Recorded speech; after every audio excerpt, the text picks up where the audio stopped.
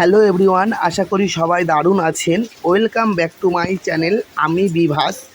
আজকে ব্লগটা আপনাদের জন্য দারুণ কিছু থাকবে, তাই সাথে থাকুন।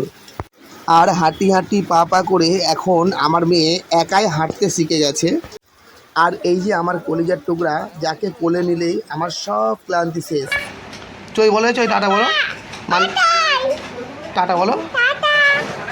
শুনলেন তো, ও ওর মাকে চই বলে টাটা দিচ্ছে, কারণ ও এখন আমার সাথে ঘুরতে যাবে।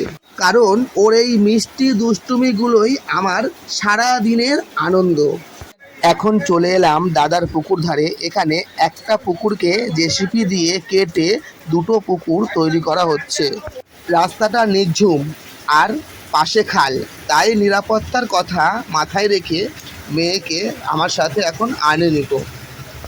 আজকে সকালের দৃশ্যটা দেখুন, চারপাশ কি সুন্দর ঘন কুয়াশায় ঢেকে আছে। আমাদের পোলে নাইট মাঠটা এপার থেকে ওপার অবধি কুয়াশায় কিছু দেখা যাচ্ছে না। আজকে ওয়েদারটা একদম অসাধারণ লাগছে, চারিদিক শান্ত। রাস্তার ধার দিয়ে যাওয়ার সময় দৃশ্যটা দেখুন, বাঁদিকে এই লম্বা ফ্লাইওভার, কুয়াশার মধ্যে কি অপরূপ লাগছে। এই সবুজ রেলিং আর ঘন কুয়াশা।